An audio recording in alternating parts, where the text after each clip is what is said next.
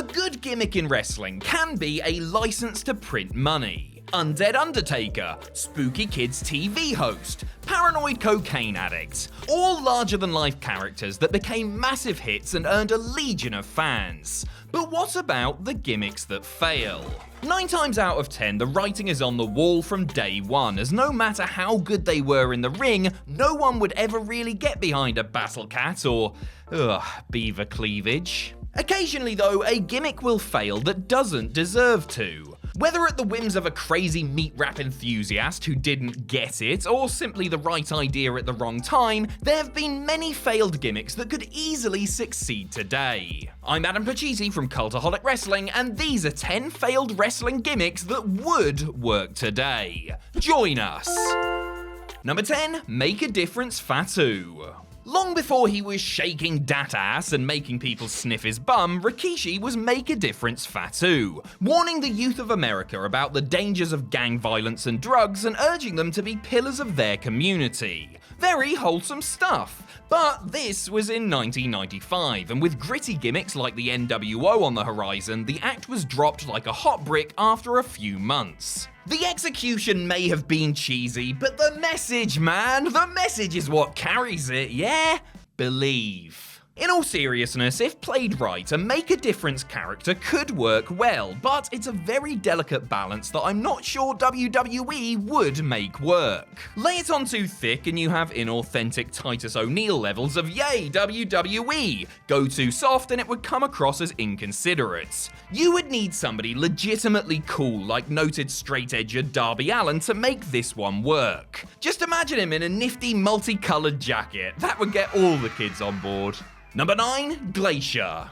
When WCW ran the Blood Runs Cold saga in 1996, it was to capitalize on the success of Mortal Kombat, just without all the violence and gore, all the things that made MK genuinely cool, and about 4 years too late. The standout of the angle was Glacier, aka Caucasian Sub-Zero, kicking people in the chest as strobe lighting blared and fake snow fell from the ceiling. And you know what, when it's said like that, it should have been the best thing ever, Whilst Glacier and Mortal Kombat were products of its time, there's no reason that Glacier wouldn't work today. The character would seamlessly fit in with a fantastical promotion like MLW's Azteca Underground, would not look out of place in the likes of DDT Pro, hell, it could even work in NXT 2.0. And before you call me preposterous, just remember Xia Li and Tian Sha. I mean, what the hell is that if not a half-assed Mortal Kombat homage? In fact, get everyone in NXT. Jax, Reptile, Baraka, Goro, milk it for all it's worth.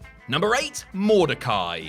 There's been a ton of spooky bollocks going on in wrestling since The Undertaker packed up his hearse and got out of Dodge. The Dark Order, Su Yung, Tian Sha, Malachi Black, and of course Alexa Bliss, Lily, and The Fiend. What links all the above is that they are/were motivated by dark forces. The macabre, the haunting, and sometimes the downright satanic. Surely a perfect time for Mordecai to reappear then. Originally pitched as a religious zealot, Mordecai could simply be summed up as the anti-Undertaker, all bedecked in white with flowing blonde locks and possessed by a different force. The idea at the time seemed a no-brainer, but it ultimately floundered before Shawn Michaels sort of flirted with it at WrestleMania 25. Bring in a Ministry of Light and have them on a mission to cleanse WWE. Hell, you could even bring back Vince McMahon's nemesis God to lead the charge and get his win back from Backlash 2006. Or maybe not. Number 7, Mohammed Hassan. Hang on, before we get started, no, we are not advocating a return of the Mohammed Hassan that was a tasteless vehicle for WWE to shoe in an anti-Islamic extremist character onto TV. We're not stupid. Well, not that stupid anyway.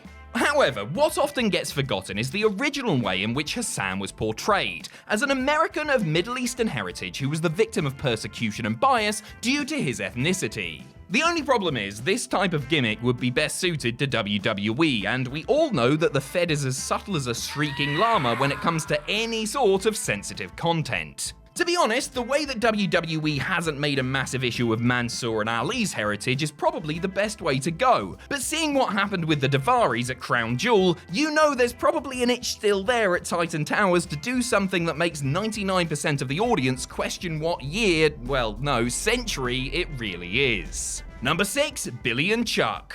Again, we are not advocating the final chapter of the Billy and Chuck angle because bloody hell, but after years of teasing and promising realistic LGBTQ+ angles, surely it's time for WWE, or indeed any mainstream wrestling company, to promote a truly LGBTQ+ pairing. The idea of Billy and Chuck on paper makes for a good one. Friends who became infatuated with one another and explored the personal side of their partnership as love blossomed. It's just that WWE acted like school children and cranked every single stereotype up to 11. Thankfully, coming out in the wrestling business is becoming more common, and we have the likes of Fred Rosser, Sonny Kiss, Mercedes Martinez, Kiera Hogan, Jake Atlas, Sonya Deville, Effie. The list is ever growing. On one hand, it's good that these performers don't all rely on their sexual orientation to be vital cogs in the wrestling machine, but if a promotion actually grabbed the viewer and said, look, these two wrestlers are in a same-sex relationship and it's very normal, then that would be truly monumental.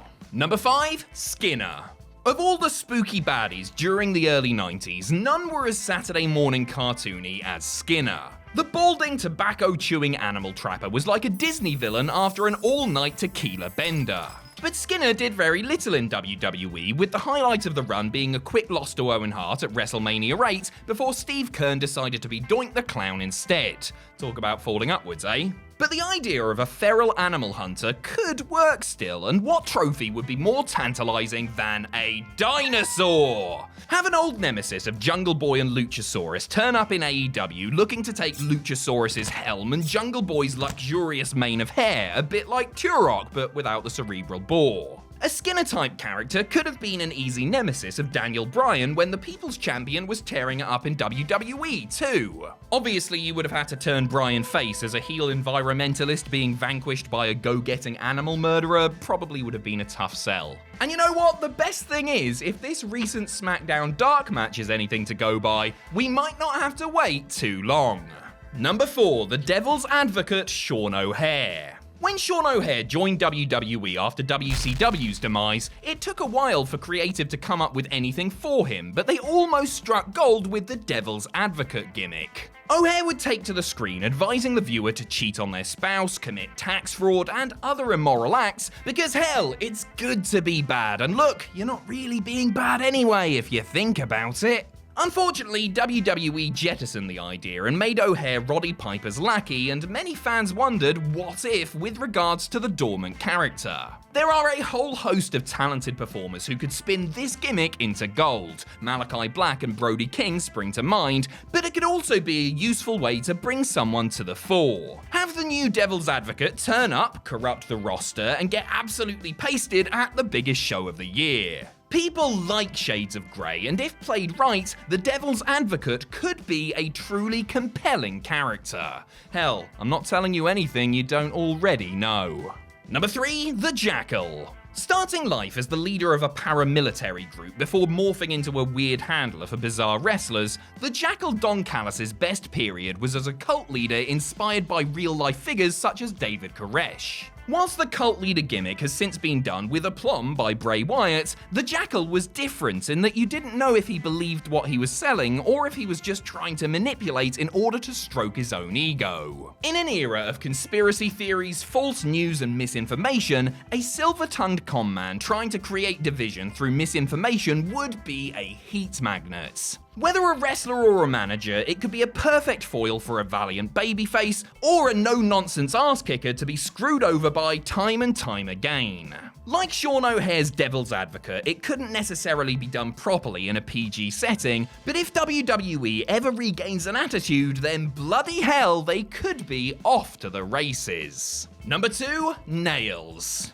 Whereas Skinner was the natural enemy of the dragon and Doink was the natural enemy of comedy, Nailz was the perfect enemy of prison guard Big Boss Man. Claiming abuse at the hands of the boss man in prison, Nailz was out of the clink and out for blood, and somehow was the heel of the storyline. WWE later tried to spin Crush's real-life prison stay into a storyline, but angry fella who joins the Nation of Domination because grrr didn't really work. If you look past the cartoonish nature of it though, there's actually a lot of meat on the proverbial Nailz plate, and the idea of a wrestler trying to turn his life around and make amends for past mistakes in the face of societal scorn could create a super babyface. You know, a bit like Booker T heading into WrestleMania 19 before Triple H said lol, no, and buried him with one pedigree. Number 1, Karma the Supreme Fighting Machine.